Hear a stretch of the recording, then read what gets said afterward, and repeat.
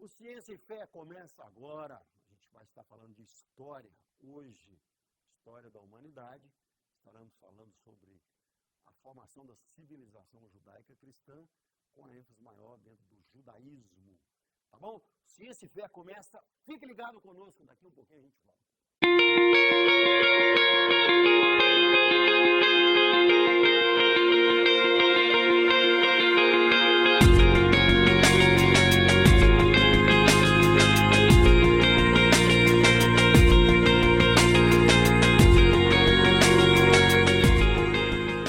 Estamos hoje no Ciência e Fé, continuando com a formação da civilização judaica cristã, estudando mais profundo a história, um pouco mais profundo, não temos tempo para isso, com o professor, historiador, Eduardo Gonzaga.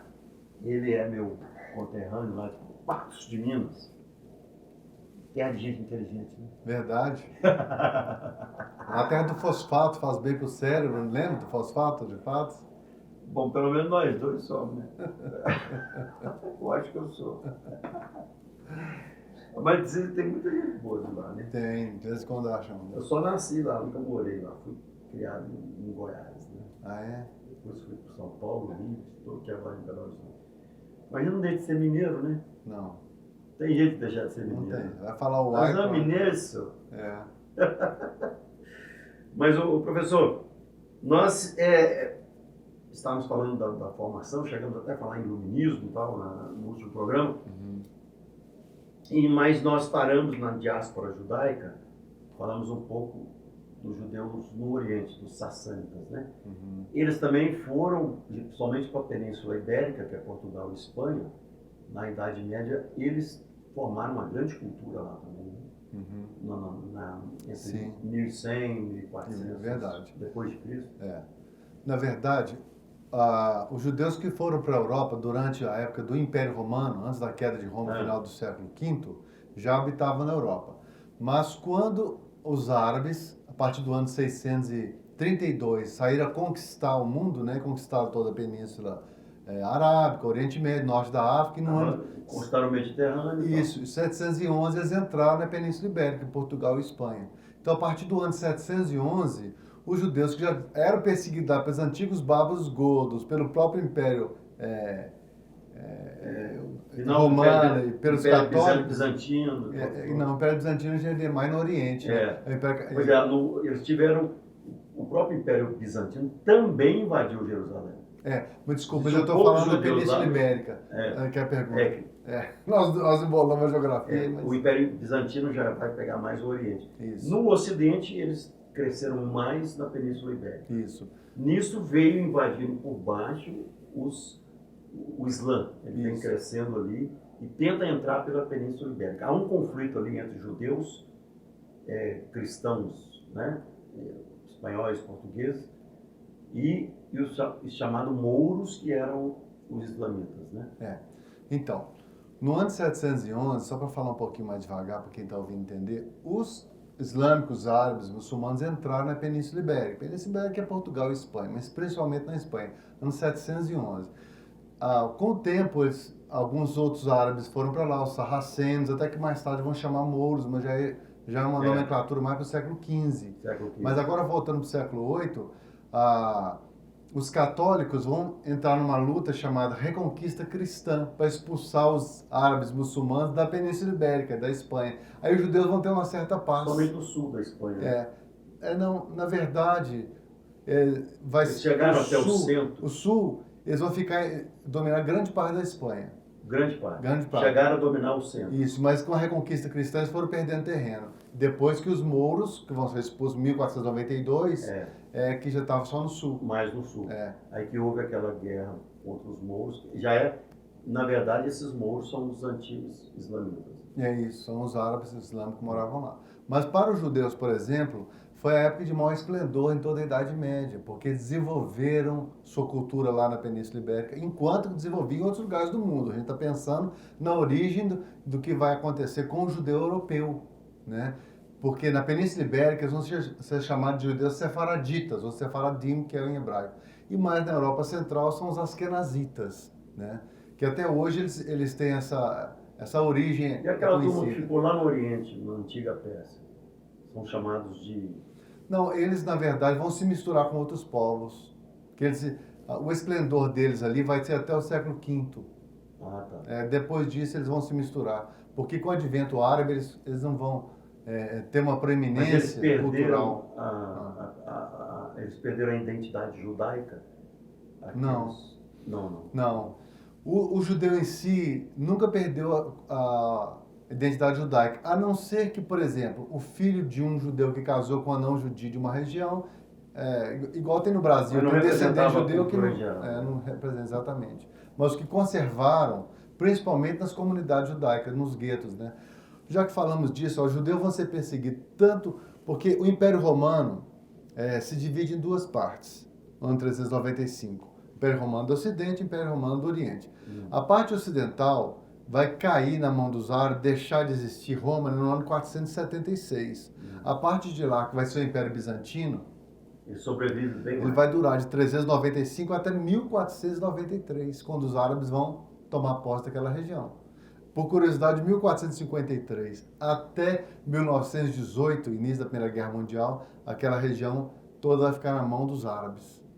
Olha que, não sei se foi muita coisa para quem está assistindo a gente entender, mas então o judeu vai ser perseguido tanto pelos cristãos católicos quanto pelos cristãos bizantinos durante todos esses séculos. E os judeus lá da Rússia? Eles são oriundos da parte ali da Pérsia? Ok. Ou eles vieram da Europa? De várias regiões. Essa é outra pergunta interessante, porque é difícil explicar isso. É uma grande comunidade judaica. Porque, por exemplo, se nós pensarmos no mapa, na parte da Península Ibérica, judeus vieram de várias partes. Quando a perseguição vindo aqui, saiu daqui e vai para a Europa Central. Aí, alguns que vão para o Egito. Do Egito, eles fizeram migrações constantes durante a história. Então, eles vão migrando, né? Vão migrando. Judeus persas, muitos foram para a Europa, outros foram para a Rússia, também judeus do centro da Europa vão para a Rússia.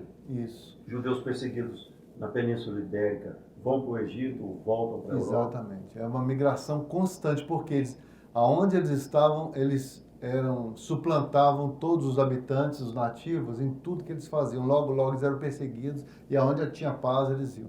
Por exemplo, na época da Reforma, das guerras da Reforma, Lutero mesmo, no século XVI, eles encontraram um ambiente propício na Polônia e viveram lá muito bem. Mas 100 anos depois, depois da Guerra dos 30 anos do século XVII, foram massacrados e perseguidos. Mais de 50 mil foram mortos e fugiram da Polônia para várias regiões da Europa.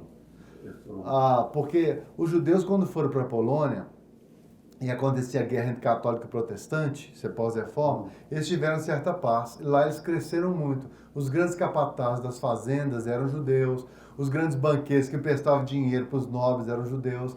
E quando surgiu uma guerra, no meados do século XVII, 1648, os cossacos da Ucrânia e da Rússia entraram na região da Polônia para uma guerra civil contra os dominadores. Quem for acusado de apoiar os judeus, vocês que organizam as fazendas, emprestam dinheiro para formar exército, e os judeus foram perseguidos durante a guerra civil, imagina, dos cossacos ucranianos e russos contra a Polônia, os dominadores da Polônia. Aí daí os judeus fugiram de lá. Mas com o tempo voltaram para lá. Tanto é que antes da Segunda Guerra Mundial acontecer, antes de 39, tinha mais ou menos 3 milhões de judeus na Polônia. Então, o pensamento nazista, né, antissemita, ele já é um pensamento antigo. Antigo, muito bom.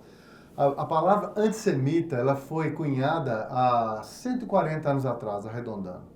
140 anos atrás, é nova. O antissemitismo sempre existiu, mas como nós falamos antissemita, porque antissemita, sem quer dizer um dos filhos de Noé que vai dar origem à etnia da raça judaica, aí é sem. Então, antissemita é ódio contra o judeu.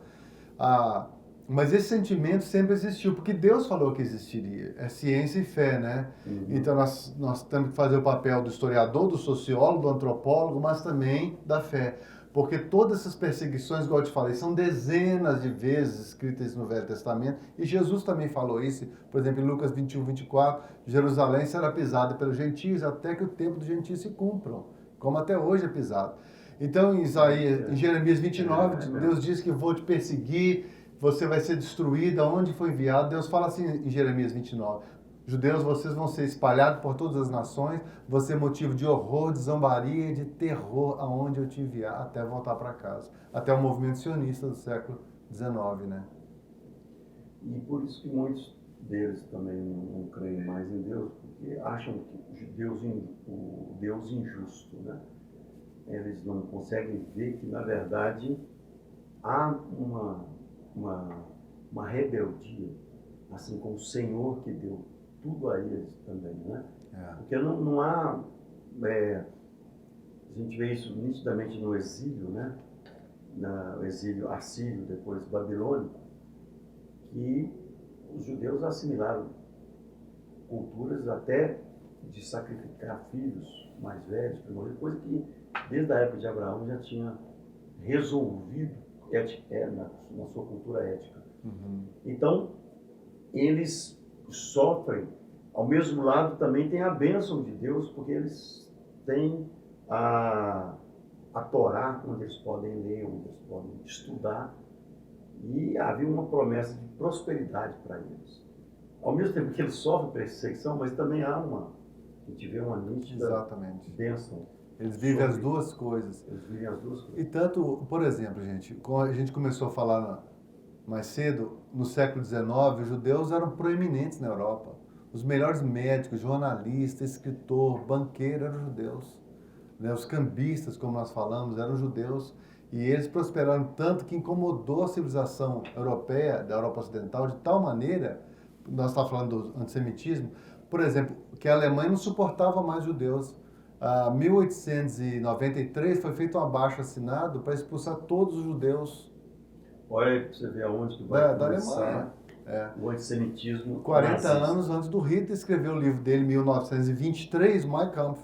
No Mein Kampf, a gente tem alguns trechos do Mein Kampf no nosso livro explicando, Hitler falou que qualquer um que se opusesse à ideia de que os arianos deveriam dominar porque era uma raça melhor e tinha que eliminar os judeus que eram raça inferior, estava indo contra o bem da humanidade. Está escrito no livro dele, do Mein Kampf, que vai ser usado 10 anos depois, em 1933, quando o partido nazista toma o poder na Alemanha com 44% do voto do povo. Então o povo alemão apoiou o nazismo, imagina, 44% do voto foi para o partido nazista, cuja bandeira, cuja estrutura de governo era baseada no antissemitismo, expulsar os judeus da Alemanha e da Europa.